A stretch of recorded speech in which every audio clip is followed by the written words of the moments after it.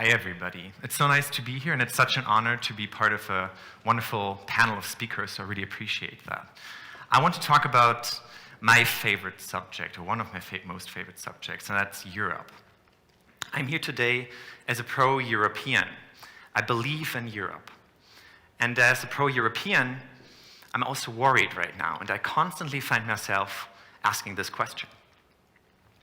How can we save the European idea? Now, the European idea is the notion that our continent is better off if we cooperate and work together in unity and peace rather than to work against each other.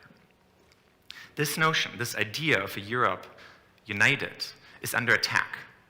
It's under attack by xenophobia, under attack by nationalism, under attack by people who start losing trust in the institutions of the European Union. And maybe, of course, we all know Brexit, to just throw another key term out there. So clearly something needs to happen. So what can we do? How can we save this idea? Whatever we try to do and whatever attempt we try to find at finding a solution, we have to keep in mind the very core of Europe and the European idea. And that's European people. That's individuals. That's the citizens of the European Union. That's you and me, all of us. So what about those people? How are they doing? Some people say Europe is like a family, the European family. In a family, you have different family members. You know some of them better than you know others. You relate better with some than with others. You have disagreements. You agree sometimes.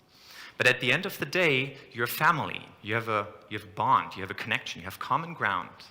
You understand each other. You support each other. And most importantly, at least for me, you trust each other. Trust is a component of an ideal family. Without trust, nothing really works within relationships to each other. When I look at trust, and I think again about Europe, I'm not sure anymore if the concept of family is so applicable to Europe that we see today. In Europe, I see cooperation. I see countries working together because they have common interests, but I'm not sure if they really trust each other. Do all the member states of the European Union trust each other? I don't think so. So maybe a model that is more applicable to what Europe looks like today is not so much a family, but rather a neighborhood. In a neighborhood, you have individual members living in close proximity with each other. And all of these people in this neighborhood have a common interest. They want to keep their streets clean. They want to make sure it's safe, there is no crime. They want to make sure their kids can go to a good school. But by and large, most members of a neighborhood don't really know each other that well. They don't really support and understand each other well. You know some neighbors, but you don't know all of them. And there isn't that much trust between most members of this community. So we have the family and we have the neighborhood. Two different models or two different concepts. Which one would we rather have for Europe to be? Would we rather have Europe be like a family, full of trust and understanding? Or do we say maybe Europe is better as a neighborhood, a little disconnected, less trust, less support? I, for one, know what I would choose. I would choose the family, hands down, no question. So how can we get from something that feels like a neighborhood today to something more of a family? I believe the key component in that development, that process, is a sense of personal connection. Personal connections is when you talk with somebody. It's when you listen to somebody, when you share ideas, and when you start to get where the other person is coming from. A personal connection is not theory, it's experience. It's what you have with somebody else. You need to develop this. And I believe this is the first key component we need to turning Europe from something of a neighborhood into something of a family. We need to make sure that Europeans get to have these personal connections, these personal interactions with individuals of a different cultural or national background. How are we doing in this regard? How are Europeans doing in terms of connecting with other Europeans? We can look at a few statistics to get an answer. The first one, per year, only 1 out of 3 EU citizens is able or is enabled to travel to a country that is not his or her country of residence. That means only 1 in 3 gets to spend at least one night in a country that is not their home. So that leaves 2 Europeans or EU citizens who do not get to go abroad each year. When you ask those two why they don't go abroad, they will tell you it's for financial reasons. They cannot afford it. Another statistic. Less than 1 out of 20 young EU citizens gets to participate in Erasmus or Erasmus+. Erasmus is a wonderful program. This is the big exchange network of the European Union and arguably one of its biggest integrative successes. Yet, less than 1 out of 20 young people actually gets to participate in it. Last statistic. Only about 1 in 500 EU citizens moves to a different country every year. I was surprised when I read that statistic, because we have heard so much about the freedom of travel and the freedom of movement. You can work and live in any EU country as an EU citizen. Yet only 1 in 500 people per year actually do this. Clearly, there's some room for improvement. These numbers show us that the sense of a family in Europe that is built on connections, that needs to have this personal interaction, is only open right now to a select few, a minority of EU citizens. The majority does not get to explore Europe, to experience it, and to make these personal connections that are so vital in interconnecting a society, interconnecting a continent. When I see those numbers, I also realize one thing. I am privileged. Privilege comes in many forms. For me, I'm a man, I'm white, I'm straight, I'm German. I come from a family where almost all my close family relatives have university degrees. None of this is my credit. I have done absolutely nothing for any of this. Yet this privilege enables me to have opportunities and to do things that other people do not have. And as a result, I have traveled to 26 European countries, EU and non-EU countries. I have lived 4 years in a country that is not my home country. I have worked in other countries. These are opportunities a lot of people do not get. One of the biggest privileges I had, or one of the biggest opportunities that came with my privilege, was a pan-European research trip I did 3 years ago. Here you see a map. Together with a colleague, I was tasked in traveling to 14 European, EU, and non-EU countries and interviewing young people on the ground about their perspectives on life, their hopes and fears, their dreams, their ideas on Europe. We conducted this trip, or we traveled mostly by using Interrail. Interrail is a ticket that you can buy and that allows you to use most trains in most European countries for up to 30 days.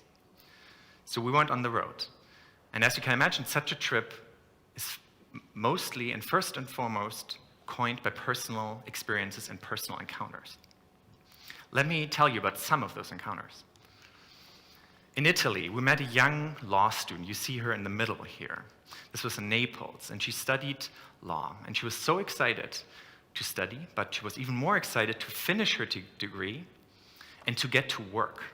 She wanted to work as a lawyer to help rid her city, Naples, of corruption, nepotism. It was wonderful talking with her, seeing the fire she had for this subject, and doing something for her city and for her country. Another experience, in France, we were invited by young people who we had met that very same day. We had connected on the street. They said, please come by, let's have dinner together. We went to their place. We had dinner and we talked for most of the night about politics, about Europe, about life. We connected. We also went to Kiev. This was just a few weeks after the European, or the pro-European revolution in Kiev in Ukraine. We were welcomed there by local activists, very young people in their early 20s. They took us to Euromaidan, that's the big square where the revolution against the Yanukovych regime happened. And they showed us around, and they showed us where they personally stood when the revolution happened, where they stood when the government forces killed protesters. These protesters, just to keep that in mind, mostly went there because they wanted to be a stronger part of Europe. Last experience I want to share here, I'm in the harbor of Athens, and I'm talking to young carpenters and young car mechanics. About half of them were unemployed. And they told me how afraid they were that they would never find a good job again, and that this would mean they couldn't participate in Europe because their economic situation would be so dire.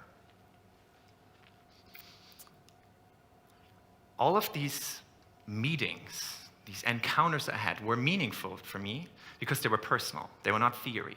This was not something I heard from somebody else. This was something I encountered. I talked with them. I had a connection. And all of these connections together really reshaped how I viewed Europe. It helped me to better understand Europe. I had always been a pro-European, but only this trip really showed me what Europe could be like, that it's about the people and that we all have something in common.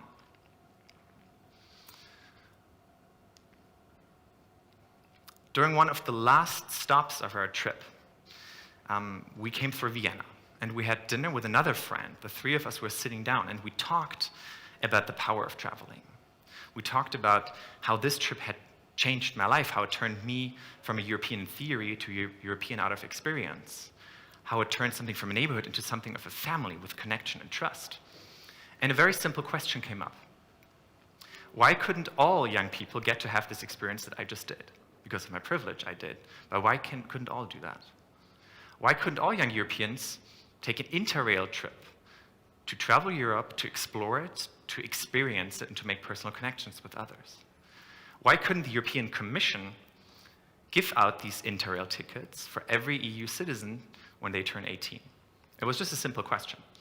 That's the beginning of what we call free interrail. This idea really seeks to do one thing. Do you remember the number we had earlier, the 1 in 3 traveling abroad each year? It seeks to raise that number to 3 in 3, at least once for every person in their lives, so that every person gets a shot in exploring Europe, in making personal connections with people they would otherwise never meet, and that will help all of us to build a sense of a family where we have understanding because we have this connection, we know each other. The idea how this could work is simple. When it's your 18th birthday, you receive a letter from the European Commission. This letter contains a congratulatory note, and it also contains a voucher for an Interrail pass. And you don't have to go right away, because a lot of people don't want to go maybe when they're 18, or they still want to save up money, or they want to find friends who they want to travel with. So they have 6 years' time to validate this voucher. And once they decide, it's my time, now I will discover Europe, they go to a train station, they go online, and they exchange this voucher for an actual Interrail pass that will allow them to travel the continent for up to 30 days. Go with me on a slight little journey here. Imagine what Europe could look like where this was implemented. Imagine Europe in which free interrail was part of daily lives of people. In this kind of Europe, it would be perfectly expected and totally normal for all EU citizens to receive this letter and this voucher when they turn 18. This, of course, means that are already young EU citizens at the age of 13 or 14, they're already excited for their letter when they turn 18. They already start planning. They think about what countries they want to go to, because they've heard all these great stories from their older siblings, from their friends, and maybe from online. So they can't wait to go. And of course, an Interrail ticket is not all you need to travel. There are other expenses. We know that. That's why, luckily, civil society is on board with this. Foundations, youth organizations, social workers, NGOs, they're supporting this effort. They give out scholarships or stipends to young people who have less financial means. They provide informational networks in European cities to help young interrailers find their way around in their city. Couchsurfing has boomed. And it enables all EU citizens, no matter what their parents make, no matter where they come from, what language they speak, or which school they have gone to travel Europe. In this kind of Europe, youth mobility will have increased 10 times to what it was before free interrail was introduced. As a result of this strongly increased mobility, we have increased tourism. This is helping to stabilize faltering European economies. It brings in fresh finances, it stabilizes economies, and helps to combat unemployment and youth unemployment in Europe. Most importantly, free Interrail, or the Interrail network, has been expanded at this point to also include buses and ferries to even reach the most remote corners of our continent. And all of that, of course, is a much greener way of traveling than flying. And because now so many young people do rail, bus, and ferry, our overall CO2 emissions in Europe have decreased, making this continent more green and more beautiful. The most important component, however, is that in this kind of Europe, everybody gets to have these personal experiences and these personal encounters, and it pays off. When millions of people every year travel to other countries, make friends, connect with others. It will have an effect on society at large, within a country, but also on European society. People will grow together. And as a result, in this kind of Europe, nationalism, xenophobia, stereotypes have declined. Their power is less strong now that people actually know each other. In this kind of Europe, a sense of a family is starting to emerge because people have connections with each other. And you can ask anybody on the street, where did you go for Interrail? And they will tell you a wonderful story full of adventure and experiences that has changed their lives. To come back to our opening question, how can we save the European idea? I have a very simple proposal. Send all youth traveling. This is not even that difficult. We just have to do it. The Interrail network exists. We can just do it. It works. There's not much work involved. We just have to convince policymakers that this is something our continent needs. That's why I want to invite all of you to join the Free Interrail movement and to do this convincing, because our continent needs it. And if we do this together, we can grow a continent into a more united family for all. Thank you so much.